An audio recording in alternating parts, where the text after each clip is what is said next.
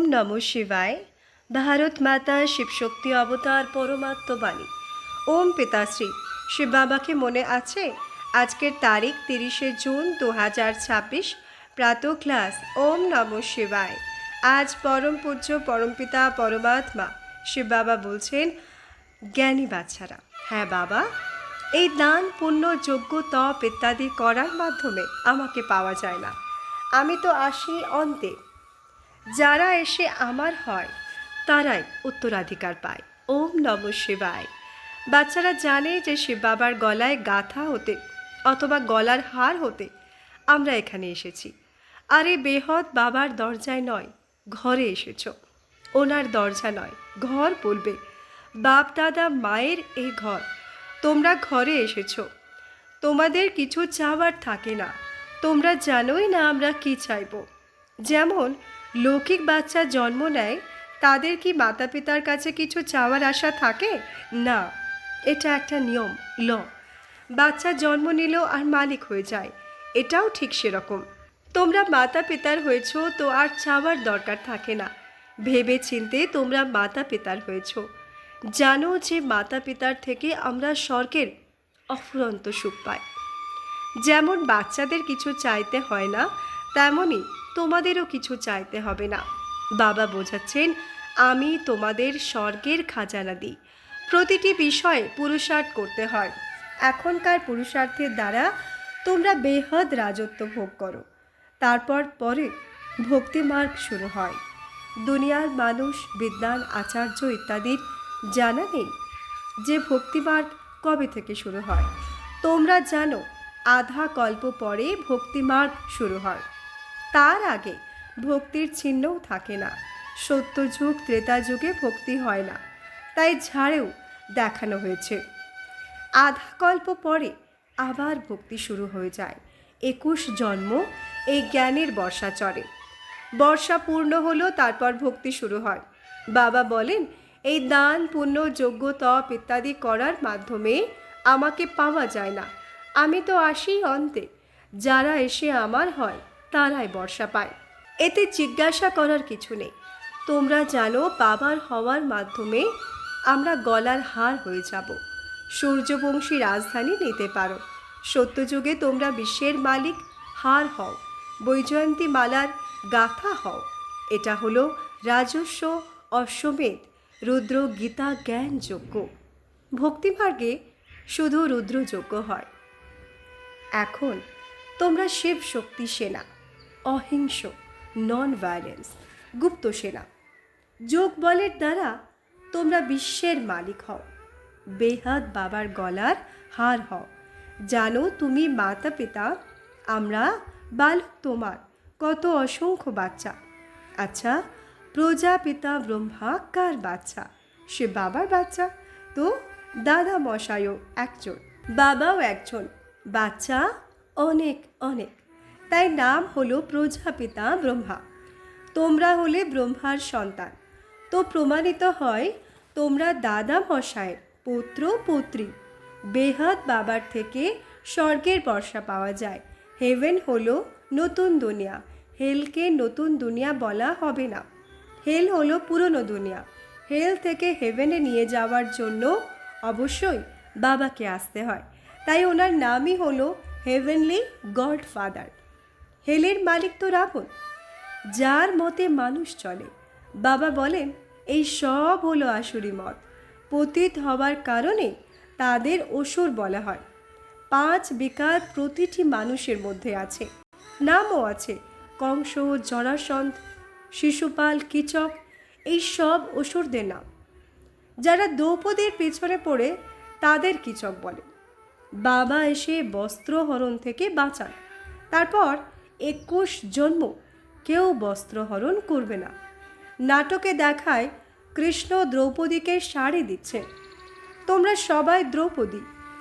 এমন নয় যে দ্রৌপদীর 5 জন স্বামী ছিল, এটা ভুল। শাস্ত্রে মিথ্যে লেখার কারণে তারপর এমন সব প্রথা তৈরি হয়েছে। কোনো গুরু এলো, বলল শাস্ত্রে লেখা আছে দ্রৌপদীর 5 জন স্বামী ছিল। চক্রাতা দিকে 5 জন স্বামী করে, তো এটা খারাপ হলো না? বাবা বলেন, আমি তোমাদের সবাইকে পতিত হওয়া থেকে বাঁচাই। কখনো কেউ জিজ্ঞাসা করলে আগে আলফের কথাই বলবে। বলো, তোমাদের দুজন বাবা, একজন লৌকিক পিতা, তিনি তো প্রতি জন্মে বদলে যান, আর প্রতি জন্মে তোমরা বেহাত বাবাকে স্মরণ করে আসছো।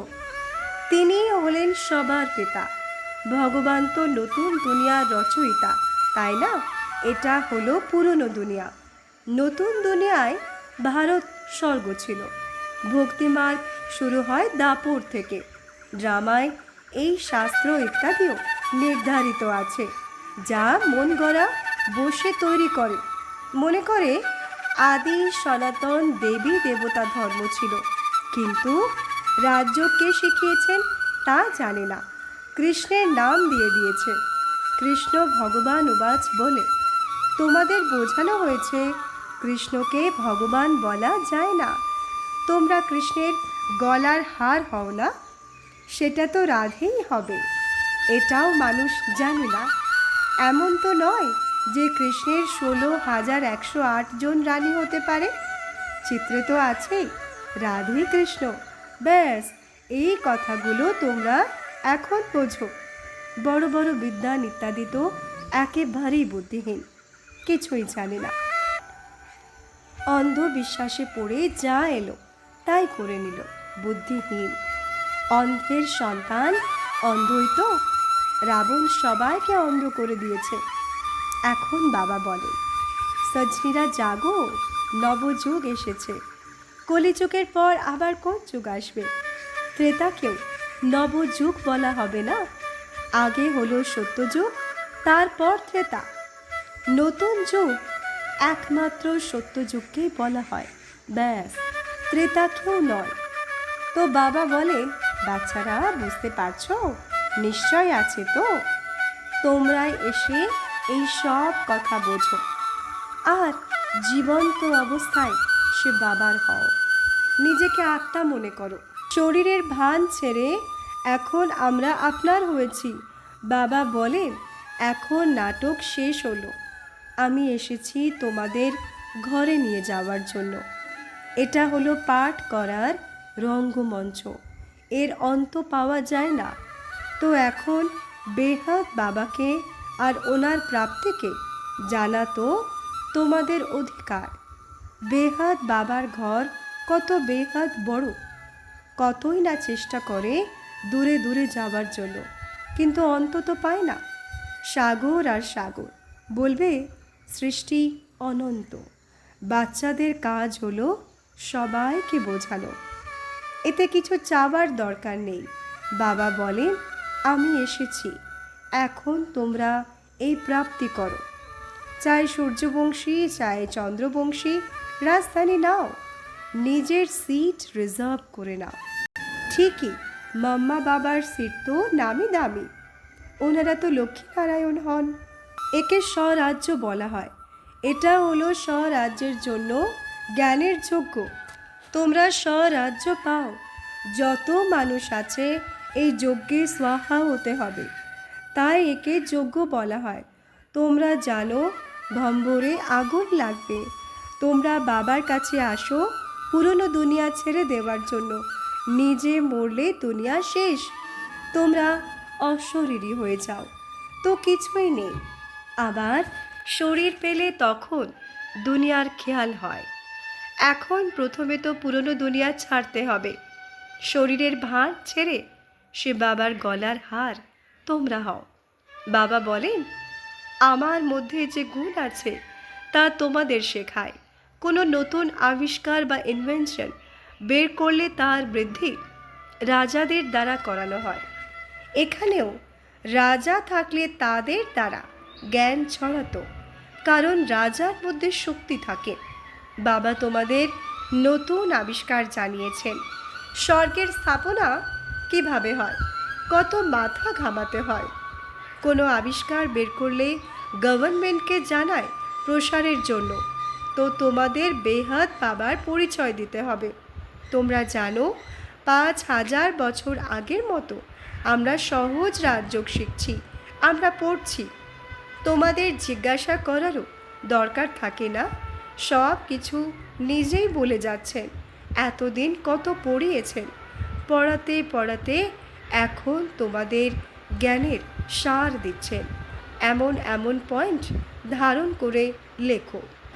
বুদ্ধিতে এটা পাকা থাকতে হবে যে 84 জন্মের খেলা শেষ হলো। সত্যযুগে তো খুব অল্প থাকে।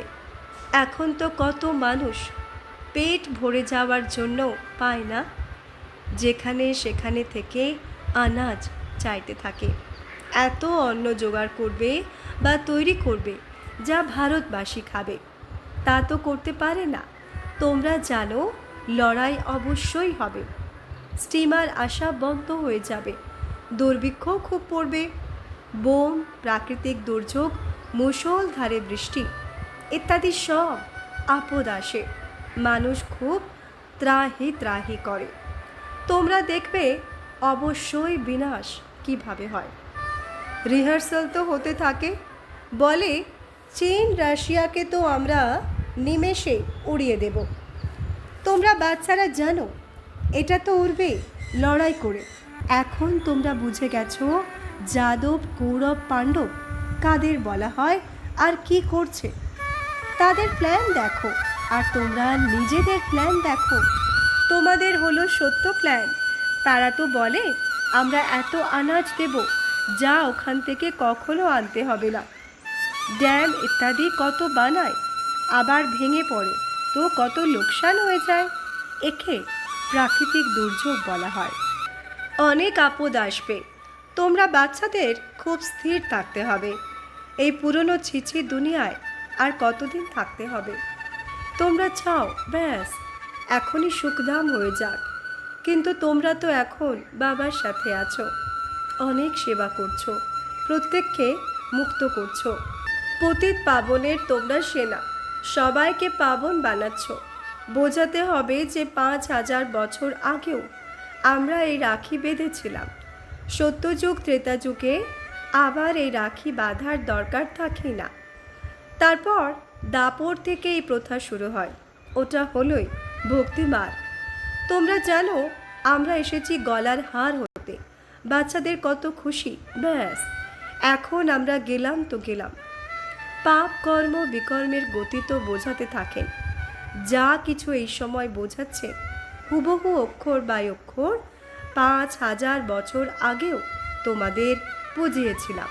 আর কোনো মানুষ কি এমন বলবে আমরা যেমন এখন বসে আছি তেমনই 5000 বছর আগেও বসেছিলাম। তোমাদের শুনিয়েছিলাম এই পোশাকেই। মানুষ মিনিট বাই মিনিট যে কথা হয়, আবার কল্প পরে এটাই পুনরাবৃত্তি বা রিপিট করবে। এই কথা তোমাদের ছাড়া আর কারোর বুদ্ধিতে নেই। তাও যারা সার্ভিসেবল বাচ্চা তারা বুঝতে পারে, তাদের বুদ্ধিতে ধারণা হতে পারে। এটা খেয়াল রাখতে হবে আমরা অ্যাক্টার্স কল্প আগেও এমন পুরুষার্থ করেছিলাম যা এখন বাবা করাচ্ছেন। কল্প পরেও আবার এমনই হবে। এই গান ইত্যাদি বাজবে, কত চমৎকার বোঝার মতো কথা, তাই না? বাবা বলেন এই পুরনো শরীরকেও ভুলতে হবে। বেহাত বাবা বলেন এখন অশরীরী হও, দেহি অভিমানী হতে হবে। আত্মারই তো দুঃখ অনুভব হয়, তাই না? আত্মা বলে আমি এই শরীর ছেড়ে আবার অন্যটা নেব, এটা খুব পুরনো শরীর, এখন যেতে হবে আবার নতুন দুনিয়ায়, সেখানে শরীরও নতুন পাওয়া যাবে। তাকে বলা হয় সত্যযুগ, নতুন দুনিয়া। তোমরা জানো ঠিকই বাবার থেকে সম্পত্তি পেতে হবে, স্বর্গের বর্ষা পাওয়া যায়। দাপর থেকে শুরু করে নিজের কর্ম অনুসারে লৌকিক পিতার থেকে বর্ষা নিয়ে আসছো। সত্যযুগ ত্রেতাযুগে তো এই জন্মের পুরুষার্থের প্রারব্ধ চলে। এখান থেকে তোমরা প্রারব্ধ তৈরি করে যাও। সত্যযুগ ত্রেতাযুগে এমন বলবে না ভালো বা মন্দ কর্ম করছি, এটা এখানে বোঝানো হয়। কর্ম এখানে ভোগ করতে হয়, যে করবে সে পাবে। এখন তোমরা নিজেদের পরিশ্রমে 21 জন্মের বর্ষা নিচ্ছ। এখন যে যা চাও পুরুষার্থ করে নাও। নারীরাও কত উচ্চ মর্যাদা পায়, আগে লক্ষ্মী তারপর নারায়ণ। তো তোমাদের এই জন্ম হীরের মতো, এর মূল্য কেউ বলতে পারে না। কড়ির মতো জন্মে তোমরা কত দুঃখী, কান্নাকাটি কি লেগেই আছে। বিপদে মানুষের ঘুম আসে না, ওষুধ খেয়ে আরাম করে। বড় হাঙ্গামা হতে চলেছে, সারা রাজ্য চলে যাবে, মিলিটারি ইত্যাদি সবাইকে যেতে হবে। তোমাদের মিলিটারি থেকেই আবার রাজ্য পেতে হবে। যারা বড় বড় হবে তাদের হাতে ক্ষমতা চলে আসে, যেমন পাকিস্তানের একজন মার্শালের হাতে কত শক্তি। এটাও এমন হতে চলেছে, সারা রাজ্য ভেঙে পড়বে। তোমরা জানো আমরা খুব ভালো জন্ম নেব, বাকি অল্প সময় আছে। এখন মানুষের চেহারা যদিও ফর্সা সুন্দর, কিন্তু কতই না দুঃখদায়ী। ফর্সাদের পেছনেও অনেকে পড়ে। কালো হওয়া ভালো, কালোর অভিমান থাকে না, ফর্সাদের অভিমান খুব থাকে। তাই এক তো কালো হওয়া ভালো, দ্বিতীয়ত কুমারী হওয়া ভালো। বাবা বলেন আমি কালোদেরই ফর্সা করে দিই। তোমরা জানো আমরা যেমন আছি বেহাদ মাতা পিতার গলার হার হই। বাবা বেহাদ সুখের বর্ষা দিচ্ছেন। এটা তো দেখছো সময় চলে যাচ্ছে, বড় কাউন্সিল বানাচ্ছে শান্তি করার জন্য। তারপর যখন দুই বাঁদর পুরোপুরি লড়বে তখন বুঝবে মাখন এখন আমরা কৃষ্ণবংশীরা পাব। এটা হলো কংসপুরী, ওটা হলো কৃষ্ণপুরী, বেশ্যালয়। বৈতরণী নদী পার করে এখন স্বর্গে যাচ্ছ, এটা শেষ জন্ম। বিষয় বৈতরণী নদী থেকে আমরা পার হচ্ছি, এই রৌরব নরক থেকে আমরা পার হয়ে যাচ্ছি। আচ্ছা, বাবা আবারও বলেন আমার গলার হার হও, তবেই তোমরা বিজয় মালায় গাঁথা হবে, বিষ্ণুর খুলে যাবে। আচ্ছা, বাবার শিখিলাধে জ্ঞান সিতারাদের প্রতি রুহানি মাতা পিতা বাপ দাদার নাম্বার 1 পুরুষার্থ অনুসারে ইয়াদ প্যার গুড মর্নিং আর নমস্তে। আমরা রুহানি বাচ্চাদের রুহানি মাত পিতা বাপ দাদাকে ইয়াদ প্যার গুড মর্নিং নমস্তে নমস্তে নমস্তে। ধন্যবাদ বাবা, ধন্যবাদ। আজকের সদ্গুরু বাবার বরদান তীব্র পুরুষার্থী ভব। ব্যাখ্যা: তীব্র পুরুষার্থীরা কখনো বিনাশের তারিখ নিয়ে ভাবে না। অনেক সময় ধরে যদি সম্পূর্ণতার সংস্কার থাকে তবে অন্তেও সম্পূর্ণ হতে পারবে। যদি অন্তে হও তবে বাপদাদাও অন্তে অল্প দিয়ে দেবেন। যারা এখন করে তাদের বাপ দাদাও সত্যযুগের শুরুতে বলেন এসো। তো তীব্র পুরুষার্থী বাচ্চারা অন্তের আশা রাখে না, তাদের স্লোগান হয় যা করার আজ, আজ নয় এখনই, এখনই নয় তো কখনো নয়। আচ্ছা, ওম নমঃ শিবায়।